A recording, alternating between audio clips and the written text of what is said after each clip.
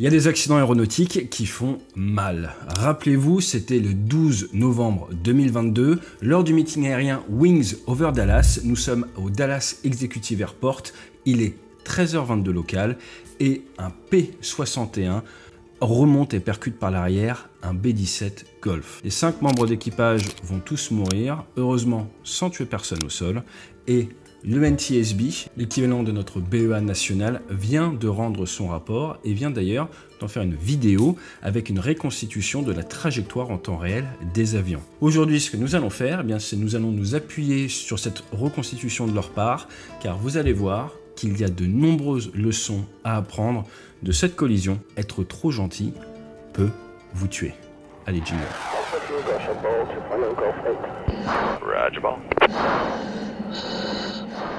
Alors, cet événement aéronautique est arrivé lors d'un événement qui avait pour objectif de célébrer l'héritage aéronautique américain. Le devoir de mémoire est extrêmement important, que ce soit dans le domaine de la défense ou dans le domaine de l'accidentologie. Mais n'oubliez pas vos anciens, comme on dit dans l'aérien. Et le meilleur moyen pour cela, c'est notre partenaire aujourd'hui, MyHeritage. Ils ont accès à une base de données qui est absolument incroyable, qui a plus de 33 milliards de documents. C'est une véritable machine à remonter le temps et MyHeritage vous donne accès à de nombreux documents numérisés directement depuis votre ordinateur ou depuis votre téléphone en surveillant le barbecue.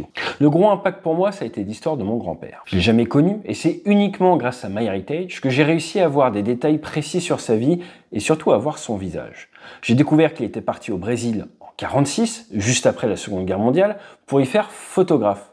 Et grâce à sa carte d'immigration de l'époque, j'ai pu trouver la photo à laquelle j'ai donné vie avec l'IA. C'est ça l'intérêt des 33 milliards de documents. Et passer de « je ne l'ai jamais vu » à réussir à voir son grand-père alors qu'il est plus jeune que vous, s'animer et bouger comme s'il était en face de moi, franchement ça vaut le coup. Alors j'ai même poussé mes recherches à la belle famille et j'ai découvert qu'un ancêtre du côté de Madame, Jean Beauville, avait traversé l'Atlantique à la fin du 19e siècle, début du 20e siècle. Il était parti vivre dans le Massachusetts. Alors, ça peut paraître anodin de nos jours, mais traverser l'Atlantique à cette époque-là, c'était loin qu'aussi simple qu'actuellement. Ils n'avaient pas l'avion. Et c'est grâce à Smart Match qui m'a envoyé une notification et qui m'a permis de découvrir son existence, que j'ai découvert sa vie. Alors, acte de décès, acte de mariage, acte de naissance, c'est Smart Match qui me shoot des emails régulièrement et ça me permet, avec le temps, d'approfondir des connaissances sur ma famille, mais également ma belle famille, sans que ce soit chronophage pour moi. Alors, MyHeritage vous propose 2 semaines de test gratuit. C'est simple. Il suffit d'aller voir sur le lien juste en dessous. Rejoignez une communauté de 90 millions d'utilisateurs qui donnent vie à leur passé. Alors, honnêtement, vous n'avez rien à perdre. Je vous propose de cliquer sur le lien juste en dessous. On va faire très rapide. Le B-17, il a été fabriqué en 1945. C'est un des derniers qui existe. Vous êtes sur un quadrimoteur qui a marqué la Seconde Guerre mondiale. Vous avez plusieurs membres d'équipage à bord.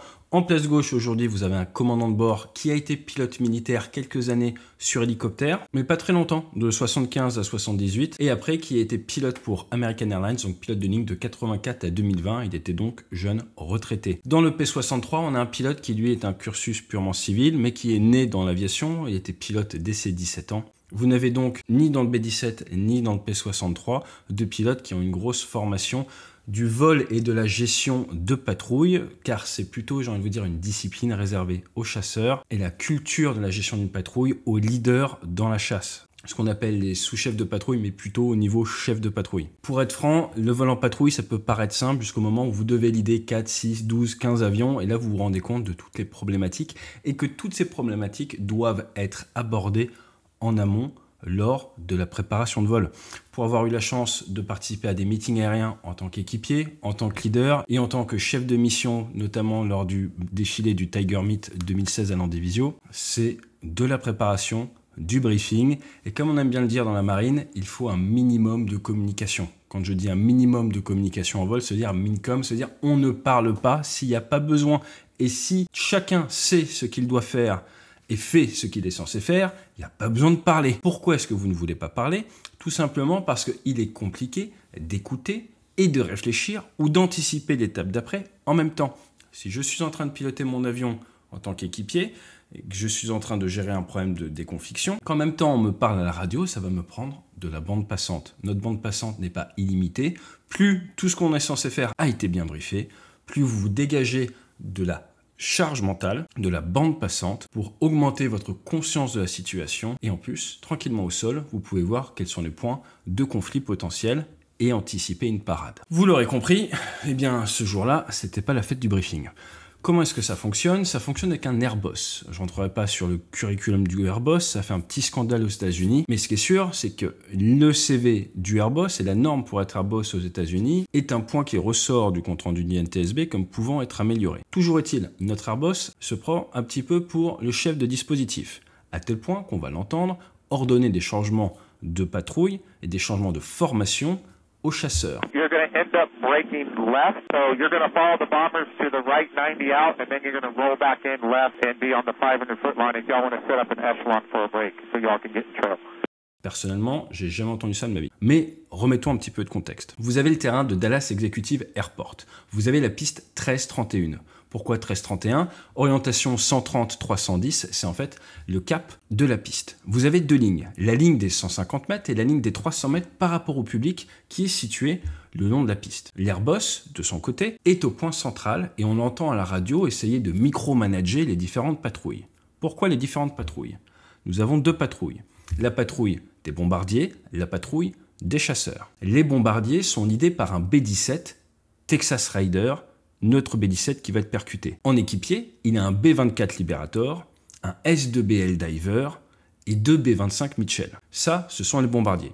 Ils ont plutôt vocation à rester en dessous de 1000 pieds et plutôt du côté de la ligne des 300 mètres. La patrouille des chasseurs est guidée par un P-51D, un de mes chasseurs favoris. Call sign Gunfighter. Son numéro 2, c'est un P-51C, ce qui est bien mais pas top, le D est quand même plus stylé. Et en 3, nous avons le P-63F King Cobra, qui était un des deux seuls en état de vol. C'est le P-63, le numéro 3 de la patrouille de chasseurs, qui va taper le leader des B-17. L'idée de manœuvre est la suivante. Vous avez le terrain, ils vont faire des passages, un groupe après l'autre. Ensuite, ils font un retournement, un virage, et ça repasse dans l'autre sens, et ça fait des sortes d'hippodromes comme ça, où ça tourne, ça tourne, ça tourne. Or, le Airboss décide de demander aux chasseurs de doubler les bombardiers pour venir se présenter pour un break devant le public. Cela n'a pas été briefé en amont, et d'ailleurs, initialement, le leader de la patrouille des P-51 ne comprend pas ce que veut l'Airboss, et lui demande de répéter parce que c'est pas clair. And be on the 500-foot line if y'all want to set up an echelon for a break, so y'all can get in trail. Okay, say again for the fighters, that was not clear. À ce moment-là, l'Airboss devient plus assertif et lui dit fighters, go echelon right, go to echelon right.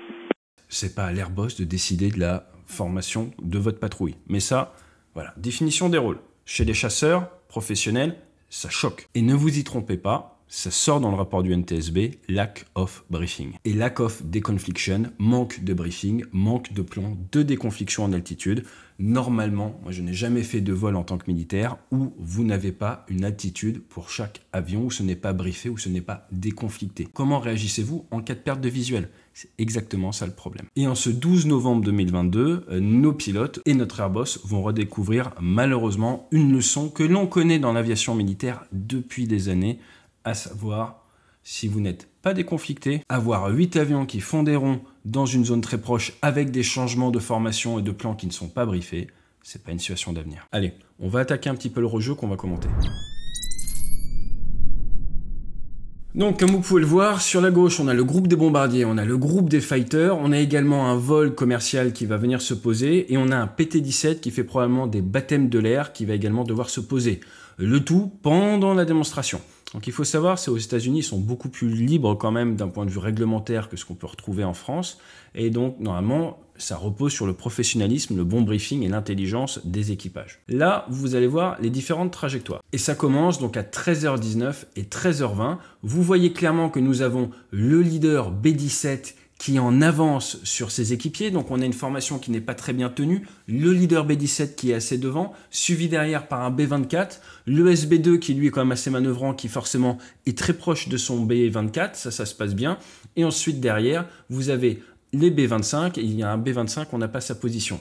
À côté de ça, au niveau des chasseurs, on a une patrouille qui est très condensée, très proche, donc si on devait commenter un petit peu la patrouille des bombardiers ne se tient pas très bien, donc il y a des petits soucis de trajectoire et la cohésion de patrouille n'est pas excellente, là où la cohésion de patrouille au niveau des chasseurs, à 13h20, est excellente. L'Airboss vient sur la fréquence et il demande aux chasseurs de se rapprocher du B-17 de manière à pouvoir les faire breaker. Et après leur dire, vous allez breaker par la gauche. Là, il commence à rentrer dans des précisions qui sont ingérables pour des pilotes qui sont à basse altitude. On a les bombardiers à 380 pieds, on a les chasseurs à 1000 pieds, on a beaucoup de monde, beaucoup de pression, du personne au sol, et là il commence à leur expliquer qu'il va falloir suivre vers la droite, enfin même toute la communication perso j'ai du mal à la comprendre, mais il leur dit qu'il va falloir suivre les bombardiers vers la droite pour faire le 90, et après quand ils vont revenir vers la gauche, il faudra qu'ils se mettent sur la ligne des 150 mètres en échelon pour faire un break, de manière à ce qu'ils se mettent tous à la queue leu.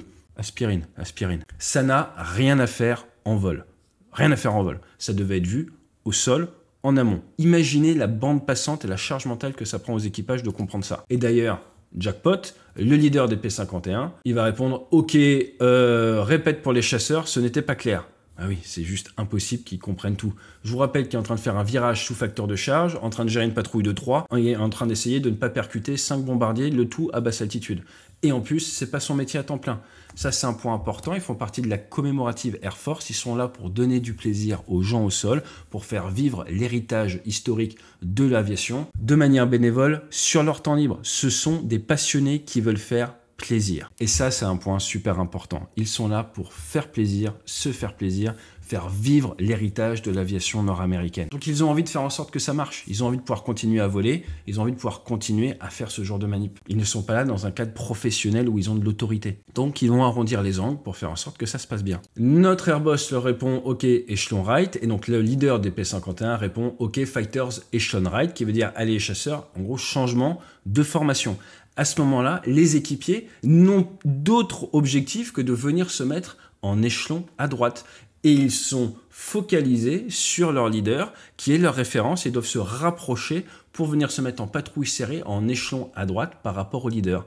À partir de là, en termes de conscience de la situation, leur objectif maintenant, c'est le leader, se rapprocher du leader, et ils ne sont plus dans un état d'esprit de déconfliction par rapport au bombardier. Ça, c'est normalement leur leader qui va gérer. Dans la foulée, à 13h20-21, on a l'Airboss, la petite remarque que je vous ai fait tout à l'heure, qui remarque également que le B-24, il est un petit peu trop derrière, donc il aimerait que le B-24 se rapproche du B-17. Et là, il commence même à micromanager le B-17 en lui demandant de garder le virage un peu à plat, donc de pas trop appuyer le virage pour donner de la marge pour que le reste de la patrouille puisse gratter dans le virage et se rapprocher. Il veut recréer de la cohésion de patrouille. C'est pas au Airboss de le faire, normalement c'est au B-17 de gérer sa patrouille. Dans la foulée, bah oui, les communications se passent pas toujours bien, on comprend pas qui dit quoi.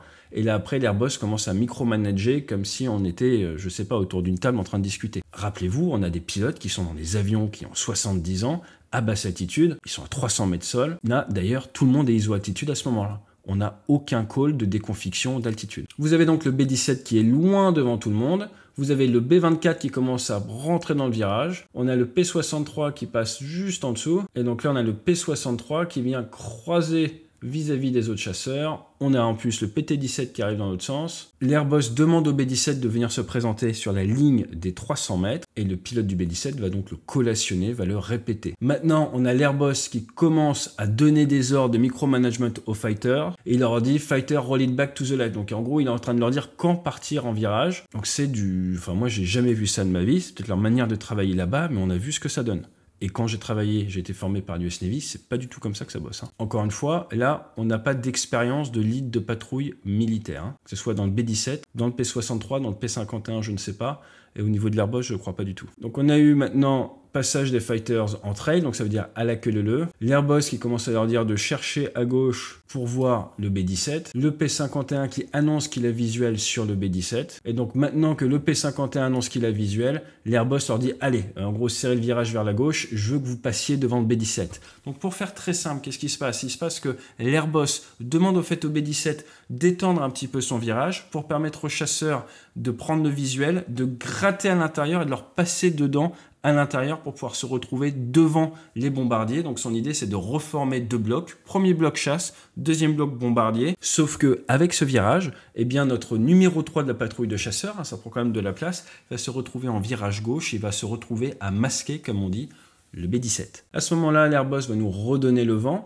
On a nos 3 chasseurs qui virent dans le virage, sont pour l'instant au-dessus de la patrouille de bombardiers et maintenant commencent à redescendre. Donc là, on a les bombardiers qui sont aux alentours des 500 pieds et les chasseurs qui descendent pour accélérer.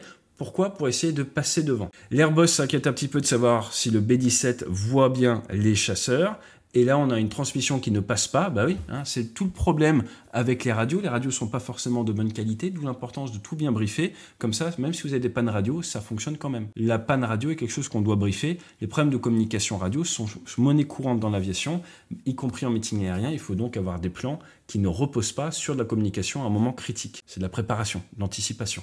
Et là, à 13h24, on ne sait pas si le B-17 a visuel sur les chasseurs, l'information n'est jamais passée. L'Airbus n'arrête pas de baver, comme on dit, de trop parler sur la fréquence. Il dit c'est bien les chasseurs, vous passez devant. Et là, l'Airbus est déjà sur sa figure de gros break pour les chasseurs.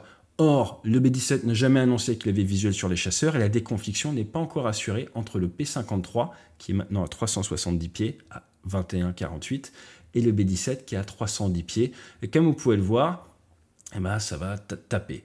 Donc là, à ce moment précis, 13, 21, 48, le P-63 est focalisé sur son leader car c'est en train de raccélérer, donc la patrouille est en train de se diluer un petit peu et il essaye de faire par rapport à son leader tout en pensant on va chercher la ligne des 150 mètres, il ne faut pas que je morde à droite. Donc il a vraiment cette gestion de sa trajectoire vis-à-vis du leader, vis-à-vis du public. Et il n'est pas en train de chercher le B-17 qui est sur sa droite et qui n'est absolument pas déconflicté en altitude. Ce qui devait arriver arriva, 13, 51, 53. Vous avez le P-63 qui est en train de relâcher un tout petit peu, mais qui est toujours en virage pour venir se mettre en trail, ce qui a été demandé, rappelez-vous, par l'Airbus, donc à la queue leu-leu, et en venant se mettre à la queue leu-leu, toujours avec son aile inclinée vers la gauche, eh bien, il ne voit pas le B-17, il arrive pile poil avec l'angle qui fait que le B-17 ne le voit pas arriver non plus, et on arrive sur la collision qui fait malheureusement les 5 victimes. En définitive, le NTSB met l'accent sur le fait qu'il n'y avait pas eu de briefing adéquat en amont, qu'il n'y avait pas de plan de déconfliction et que tout ça reposait sur la capacité en temps réel de l'Airbus de déconflicter les gens. Et je vous ai dit qu'en fait, les équipages sont morts parce qu'ils étaient trop gentils. Pourquoi? Parce que ce n'est pas quelque chose d'acceptable. J'ai jamais vu un meeting aérien où ça se passe comme ça.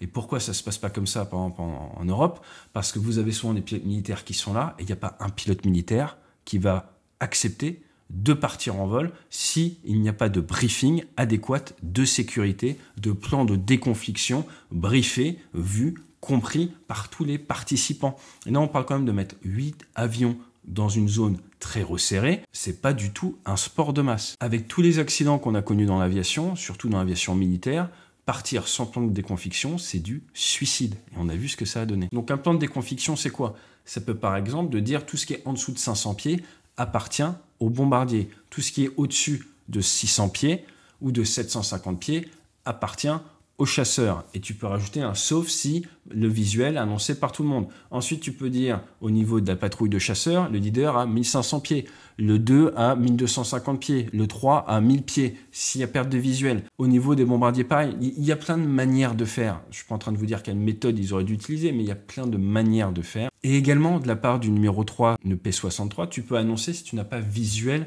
du B-17. C'est-à-dire que si tu sens par tes oreilles, on voit avec ses oreilles dans l'aviation qu'il y a peut-être un conflit possible, mais pour ça, il faut avoir une bonne idée de la trajectoire de tout le monde. Et encore une fois, le briefing permet de mieux se créer une conscience de la situation. Eh bien, tu vas annoncer, par exemple, P-63, je suis blind sur le B-17. Comme ça, tout le monde est au courant, bah, tu n'as pas visuel. Donc, annoncer le visuel est une bonne chose, mais là, en plus, avec l'Airbus qui n'arrête pas de baver à la fréquence, c'est compliqué. Mais annoncer que tu n'as pas le visuel, que tu es blind, aveugle sur tel avion, permet de partager le fait que tu n'as pas la conscience de la situation et va aider les gens à prendre des bonnes décisions. Donc, quand tu maîtrises et que tu vois, c'est bien de le dire, j'ai visuel, quand tu ne vois pas dans une zone où tu devrais voir, où tu estimes que ça commence à être dangereux de ne pas voir, il faut également savoir l'annoncer. Et si le P-63 ou le B-17 avaient annoncé qu'ils n'avaient pas visuel, ça aurait peut-être pu amener les pilotes à faire des calls de déconfliction d'altitude. Donc en définitive, qu'est-ce qu'on peut également tirer pour la vie de tous les jours ou pour l'aviation légère de cet événement? Eh bien, c'est que le CRM, le Crew Resource Management, auquel ont été biberonnés le pilote du B-17, le pilote du P-63, parce que c'est quelque chose qu'on fait en compagnie aérienne, c'est quelque chose qui nous amène à éviter les conflits et à faire en sorte que tout le monde travaille en bonne intelligence. Le CRM, c'est excellent. On parle également de PRM, Patrouille Resource Management dans la chasse, parce qu'on s'y est mis, parce que c'est efficace. Le but du jeu, c'est que par exemple 3 personnes dans le cockpit, ça fasse 1 plus 1 plus 1 supérieur à 3. La problématique, c'est quoi? La problématique, c'est que ça reste le vol en patrouille à basse altitude, un métier extrêmement compliqué et exigeant. Et être un minimum psychorigide est une bonne chose, est une qualité dans ce métier. J'ai personnellement vu des leaders de patrouille refuser de faire certaines missions parce qu'ils estimaient que les conditions de sécurité / le briefing n'étaient pas suffisants ou que l'idée tactique était catastrophique et que ça n'allait pas marcher. Et ils avaient alors annoncé, si on fait comme ça, ma patrouille, on n'y va pas. Donc ils avaient clairement mis des lignes sur ce qu'ils acceptaient par rapport à l'idée tactique, par rapport à l'idée de sécurité également. Et ce sont des personnes, des professionnels qui, de par leur expérience, de par leur formation, de par leur conscience professionnelle, avaient des lignes rouges et étaient prêts à poser leurs lignes rouges sur la table et à dire « Tu vois ton vol, j'estime que d'un point de vue pétrole, ça ne passe pas, je n'y vais pas ». Et qui assumaient de dire non. Et les missions se faisaient quand même. Pourquoi? Parce qu'en fait, quand tu arrives et que tu dis non, en fait, là, il y a un showstopper, comme on dit, il y a quelque chose, ça ne passe pas. Votre plan de déconfiction, il est inexistant. Je décolle pas avec ma patrouille de chasseurs. À votre avis, qu'est-ce qui se passe derrière?